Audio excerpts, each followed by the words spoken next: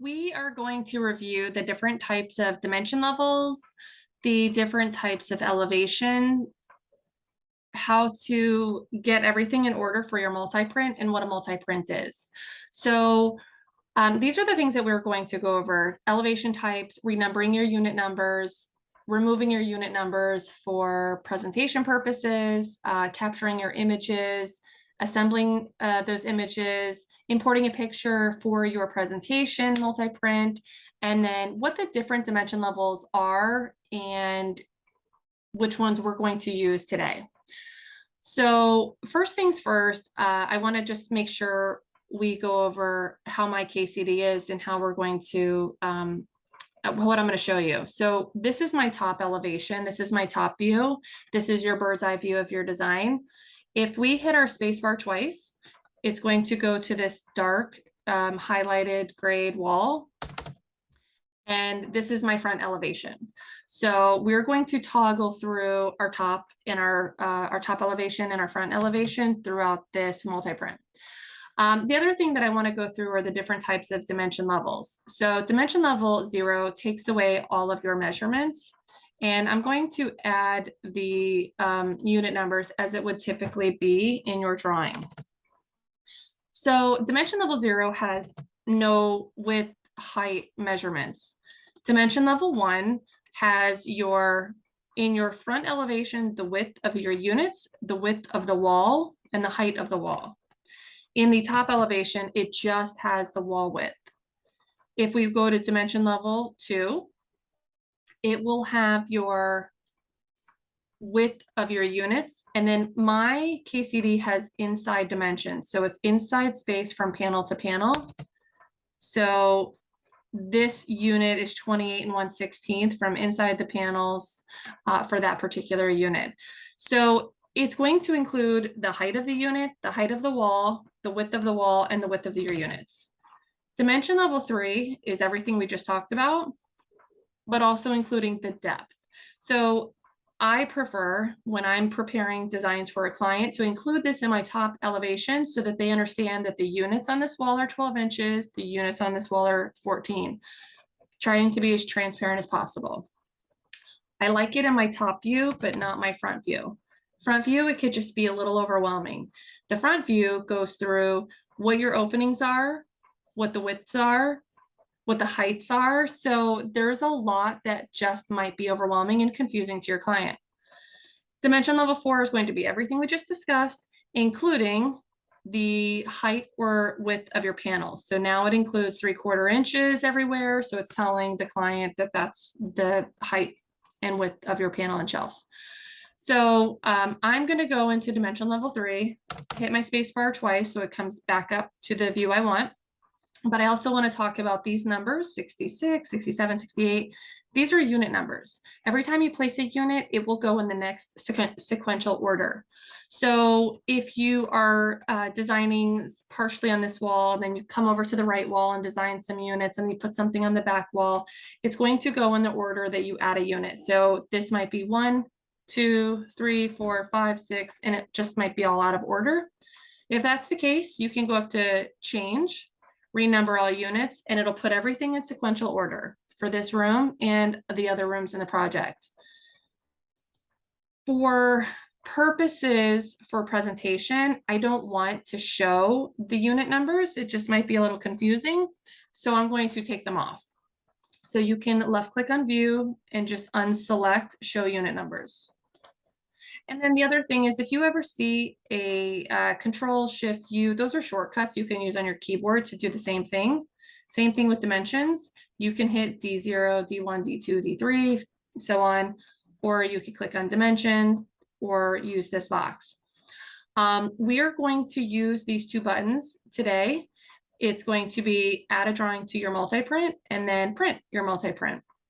If you don't have these buttons, you can use file, use these buttons here, print, and import add drawing. Those are the same buttons. Or you can left click on this little arrow on your toolbar, hover over add or remove, and then you'll be able to select the items that you want in your toolbar. But this is multi-print and multi-capture. So this is capture, this is print. In my top view, my preference is to have dimension level 3. I'm going to add this drawing to multi-print. I'm going to start on the left side, hit my space bar twice, and I like to have things the way I like to have them. You could either do one of two things. You could just add the drawing, which will add everything in this white space, or you can magnify, zoom in, and add the drawing. On zoom, click on the wall. Oops, let me put it back in dimension level 2. Can zoom in again. When you zoom in, it will take your title and your wall number off. So you can either add those in with the tool text box or just leave it off. I'm going to add this drawing, click on my wall.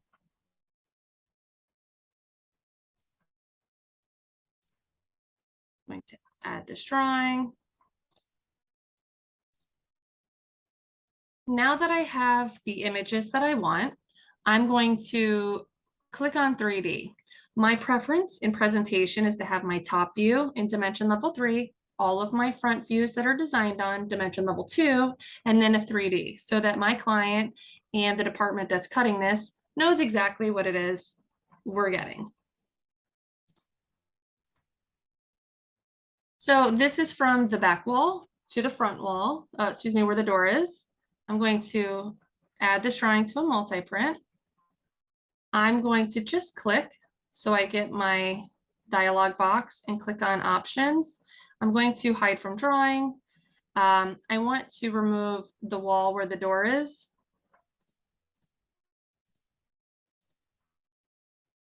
Let's see, hide and redraw. This is pretty intuitive. You just have to play around with your left click, left click, right click. I also want to remove this wall here. So I'm going to hit options and remove this wall. So now when I hide and redraw, I will have these images. I might want to show these walls a little bit better. So I'm going to go back to my 2D. I'm going to open up my walls a little bit, just so when I go back into 3D, you can see things a little bit better. So again, this is just for presentation. Once this renders, you'll have a little % button over here. It's going to render it. And then this is what I want to show my client. So I will add this drawing to a multi-print. Click on 2D, I'll fix my walls.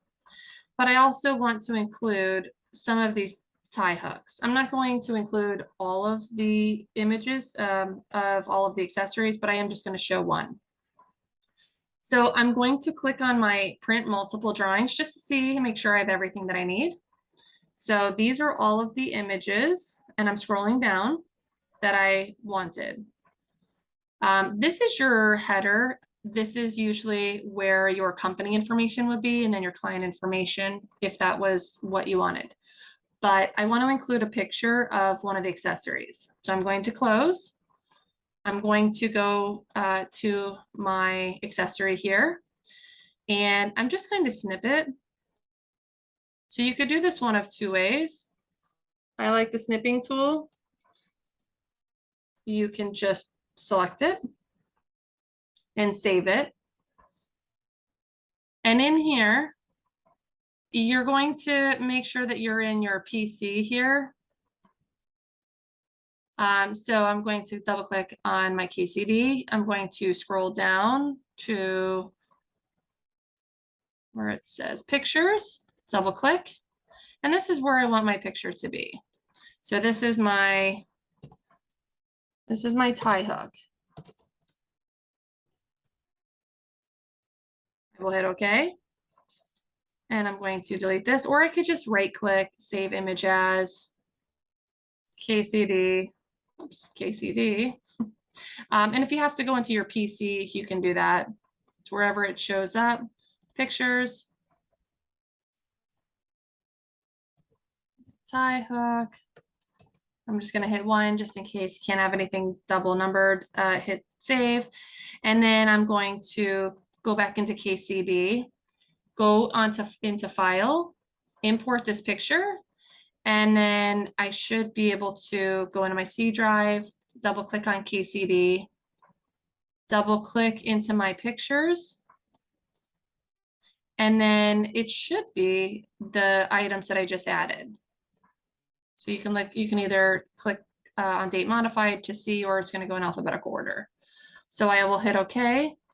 Now when I go into my print multiple drawings on one page, I prefer landscape. I can click and drag my image over, scroll with my mouse. You really will need your mouse for this if you don't already have one.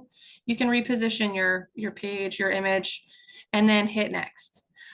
I wanted to show you the difference if you were to zoom in on an image and then capture it versus capturing the entire page. So you'll end up with all this white space. I don't like that. I think it's a waste of space. So I just wanted to show you the difference. If for some reason that happens, you can right click and then you can edit this image. You can crop and then get the image that you want. All right, so I'm adding my images. I do prefer to crop my 3Ds. Again, I don't want the wasted voided space, I suppose. But this is where I'm going to add in my picture because this is where those accessories are. So now my accessory image is here. So I can add that here. I could add in the other hooks. And then I can edit this as well, crop it.